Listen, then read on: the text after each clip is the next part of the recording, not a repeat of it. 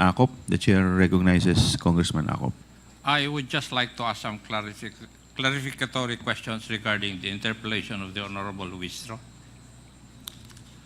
May I know who can answer me? Sino ang makakasagot? Kanino bang program itong sinasabi natin na Youth Leadership Summit? Is it a program of the DepEd, the Armed Forces of the Philippines? Kanino? Sino makapagsasabi sa akin? Major General Bajau. Bahaw, sir. Bahaw. May I be recognized, Mr. Chair? You are recognized. Your Honor, it's a Philippine Army-wide program, a 3-day activity po. It's an activity included in the budget of the Armed Forces of the Philippines. Tama? Yes, Your Honor. It's one of PPAs insofar as your budget is concerned. Yes, sir. So in other words, when you conduct these events, you do not need the help of other agencies or the funding of other agencies. I would disagree to that, Your Honor, because we can only spend for our own troops, but the need of other participants and the subject matter experts have to be carried by participating agencies po. What is the legal basis why the program of the Armed Forces of the Philippines is participated on by other agencies of government? What is the legal basis? Your Honor, we just operate in the context of the Peace and Order Councils po. Our participation in the POC would also reflect on the participation of other agencies when we conduct this activity, sir. Oh, direct question na lang, General. Did you receive any funds from the confidential funds of the OVP in the conduct of these events? No, sir. No. No, sir. There's no funds coming from. There are no funds coming from the Office of the Vice President. Yes, sir. No funds Regarding coming this. from them. Thank you. May I ask Yusek Memphine? Yes, sir. Yusek Mempin, you are recognized. Why would Yes. Why Yes, would Your Honor. certifications be addressed to you?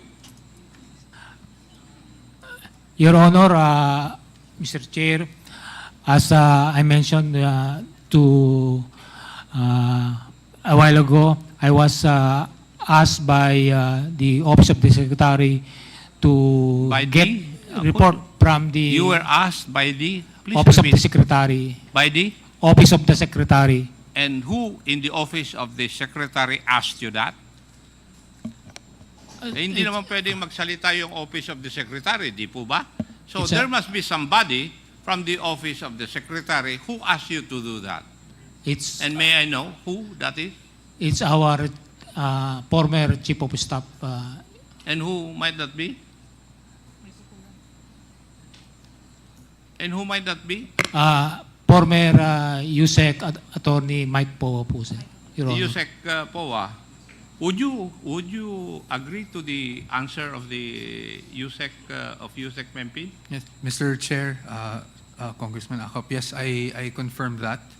That you asked him to ask for the certifications from the different unit commanders of the Philippine Army? If I may explain, Your Honor, the Hindi, answer is sagutin yes. mo muna yung tanong ko bago ka mag-explain. Yes Di ba? po. Yes po. So, tama yung sagot sa akin ni Yusek Memphine. Yes po. Na kayo po ang humingi sa kanya na humingi siya ng certification doon sa mga units ng Philippine Army na nag-conduct ng YLS. Your Honor, if I may qualify, hindi po specifically on YLS. What I asked for was for any accomplishment. Kasi po yung ayon doon sa AOM na natanggap namin, pag nagbigay daw po ng rewards, you needed evidence of success of the information you received from the rewards. I mean, you received through the giving out of rewards. So because of this, I coordinated with Yusek Mempin to provide any proof of accomplishment para po doon sa rewards na na-disburse ng confidential funds. Thank you. And may I ask, you have been in the Army, Yusek Memphis, di ba? Yes, Your Honor, Mr. Chair. Ano po ang part ng programang wireless na may kasamang rewards? Could you please tell me which part of that program would require the giving or the awarding of rewards? Which part of the program would require the gathering of information? Kasi yun po yung purpose ng confidential fund ng DepEd. 4 po yun. Now, which part of this?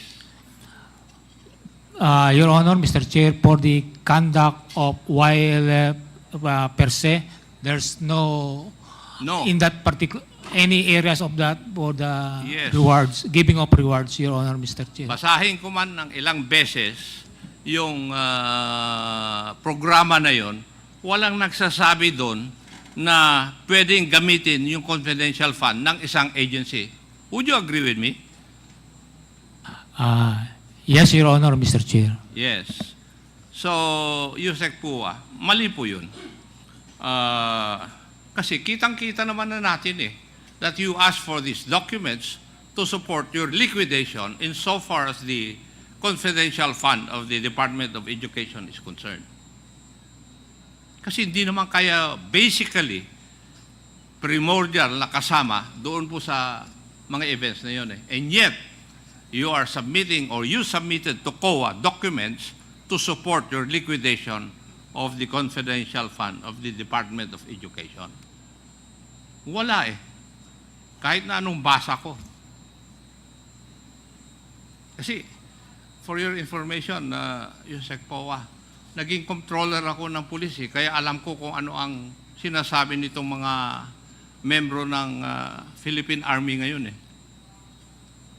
Alam ko rin na ginagamit nyo lang yun para i-justify yung expenditure nyo ng confidential fund ng Department of Education. Di ba? You just use that to justify your liquidation of the fund. Di po ba? Yes, Your Honor. Yes. If I may also just, if Your Honor would allow me, Mr. Chair. Sir Michael Powa, you're recognized. Basically, just to expound and just so I can inform the committee factually what happened.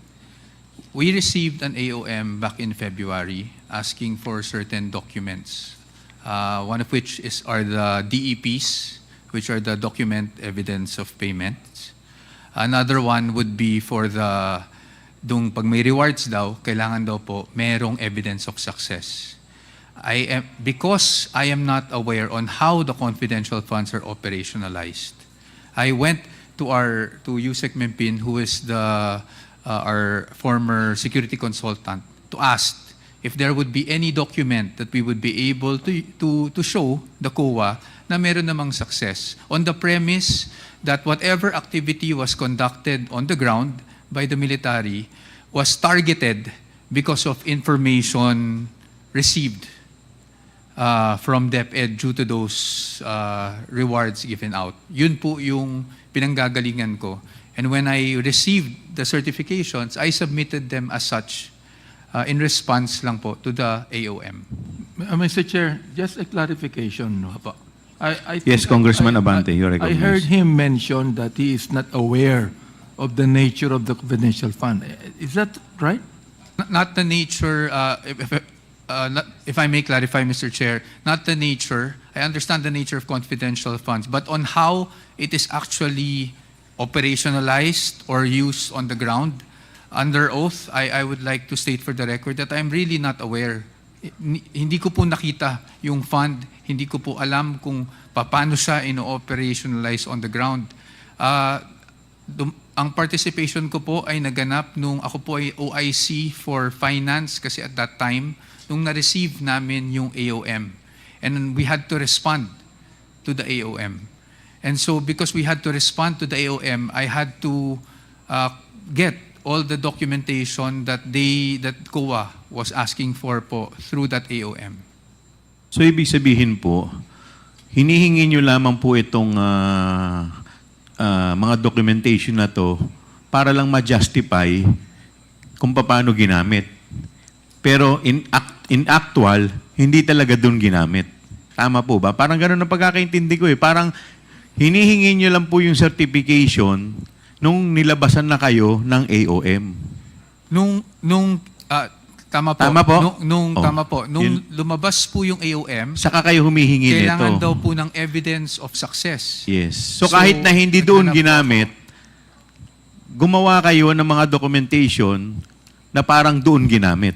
Parang ganun. Kung tama po yung pagkakaintindi ko. Hindi naman po, Mr. Kasi Chair, lumalabas po, hindi naman po doon ginamit yung confidential fund. Pero, itong documentation na in-issue po nila Yusek Mempin, yun ang sinabit natin sa COA just to justify yung AOM. Mr. Chair, again, this is just under my impression nung nakuha ko yung certification. Po. The certification po kasi, when I read it, stated that they conducted yung mga YLS based on the information received from LGUs, DepEd, etc.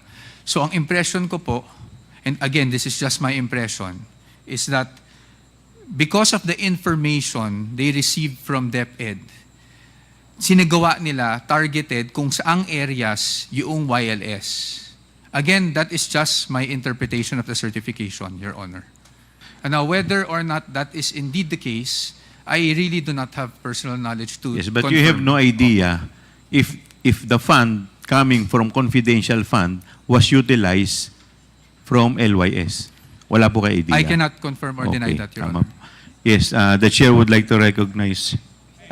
Yes, please continue, Congressman Acop. Thank you. So, Yusek Memphine, wala pong ibinaba na pondo sa Armed Forces of the Philippines or sa Philippine Army units. Wala. As para sa akin, sir, wala ba daw po, sir? Yung mga units ng Philippine Army which conducted the summits, wala rin po kayong pondong natanggap galing sa DepEd. Would that be correct? Yes, sir. Correct, sir. That's correct.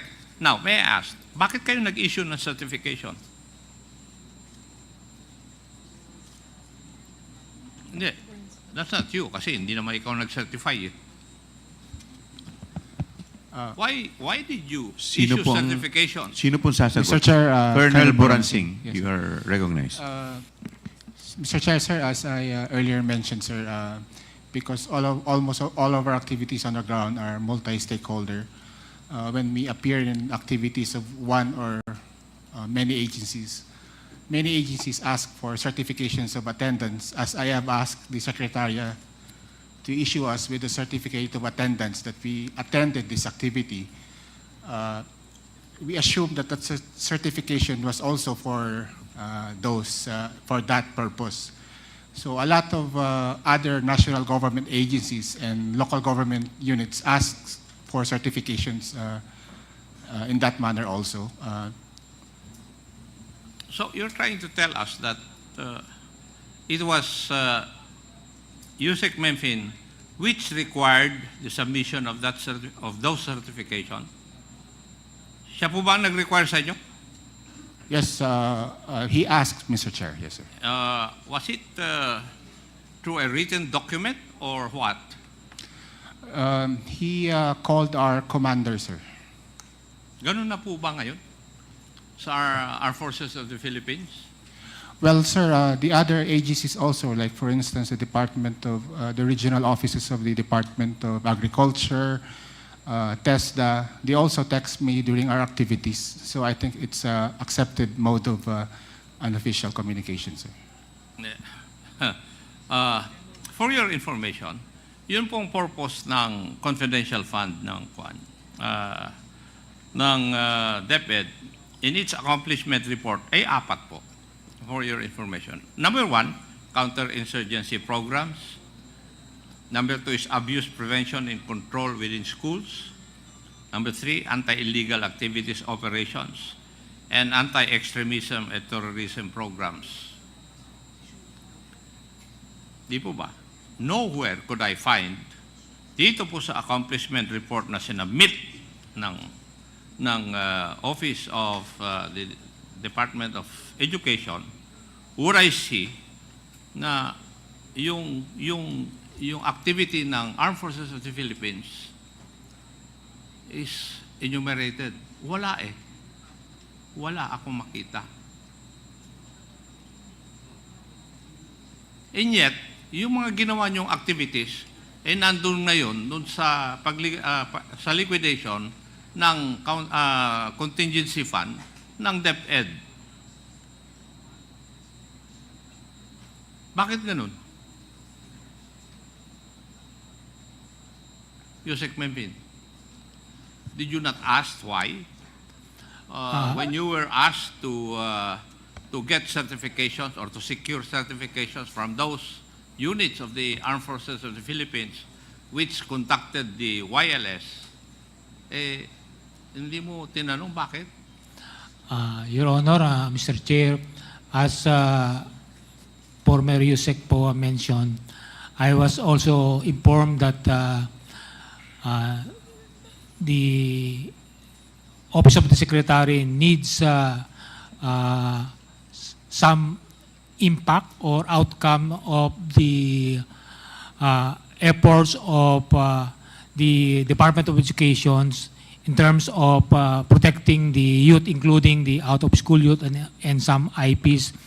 So I was not aware of that is the purely justification for the confidential fund. So I coordinated with the Philippine Army commanders, my former colleagues, to give feedback or in terms of certification that they have conducted YLS in coordination with various stakeholders to include Department of Education.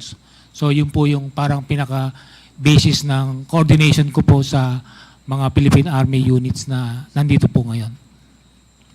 Kasi maski sa certification, Yusek, wala rin akong nakitang na amount na nakalagay doon sa mga certifications ng mga unit commanders ng Philippine Army. Wala. So, may ibang purpose lang yung pagkuha nyo ng certification na yun. And as I've said, it is used to justify yung expenditure ng or pag-spend ng confidential fund ng Department of Education. Now, COA, would it be true na nagbigay po kayo ng CN o credit notice doon sa first 2 quarters ng use ng confidential fund ng DepEd? Attorney Camora, you are recognized. Yes po, Mr. Chair. May I know the basis why nagbigay po kayo ng credit notice? Kasi what I know is if you give credit notice, everything is proper. Yes, Mr. Chair. Now, bakit po kayo nagbigay ng credit notice doon sa first 2 quarters? Since nag-submit po sila ng documents that we required in the AOM, we deem them okay na po for the compliance. Parang sa joint circular din, Yes, Mr. Chair. di ba? Yes, Mr. Chair. Actually, yun nga po, yung certifications is And- one of the requirements po. When I I say mean- parang sa joint circular, you do not do anything to find out whether the data or the certifications given you would be reasonable or true? Hindi nyo tinitignan, di po ba? Mr. Chair, since dun sa certifications, nilagay po nila na due to the collaboration between the DepEd and the Philippine Army, wala pong mga batang recruited. Okay na po yun sa amin. Okay na sa inyo. Pursuant to your, shall we say, circulars. Yes, Mr. Chair. Ganon. Yes, Ganon po Mr. yan. Chair. Well, paano nga natin mababantayan yung kung pag ganyan ang inyong pag-iisip? Di po ba? Now, Mr. Chair, please allow me to come up with my parochial concern. Because I heard a while ago that Yusek Densing was in charge of the allocation of the BEFF or Basic Educational Facilities. Tama po ba? Mr. Chair, if I may. Yusek Densing, you're That's correct, sir. recognized. Correct. Pwede ko bang malaman bakit walang napunta sa Antipolo na school building Sir, during your term or the term of VP Sara? ang nahawakan ko po actually is 24. Hindi, tinatanong ko. Opo. Sagutin Pero- mo muna ako. Pero sir, ang sa Antipolo kasi, Antipolo, Taytay, tinanong ko rin kasi yan dun sa technical working group, wala na pong buildable space.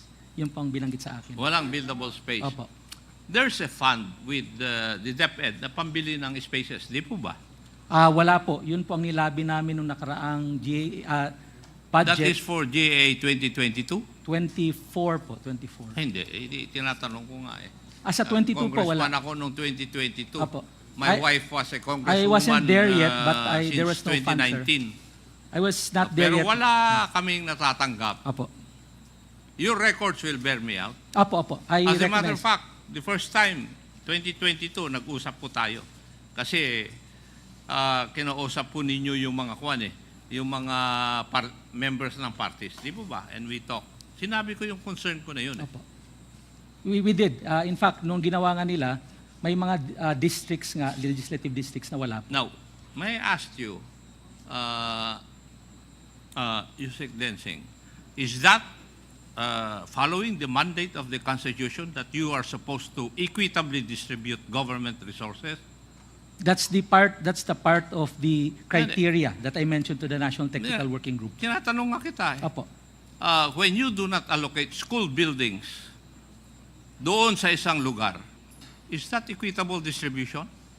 Again, sir, the problem was there are no buildable spaces in the area. Sino po ang nagsabi? Yung National Technical Working Group po. Noong 2024, humingi ako. Opo. 2024, humingi ako. There are buildable spaces, pero wala pa rin.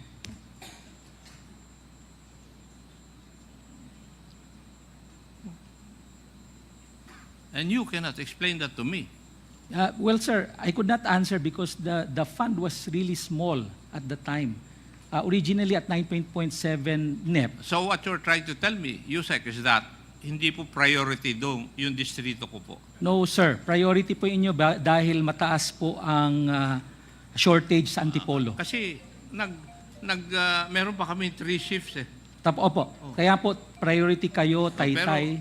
Pero wala pa rin kami. Kung priority kami sa mata ninyo, bakit hindi kami nabibigyan? O Yun baka ba? tama yung sinasabi ni Johnny Pimentel. Hindi po tama yun. Hindi po tama yun. Thank you, Mr. Chair.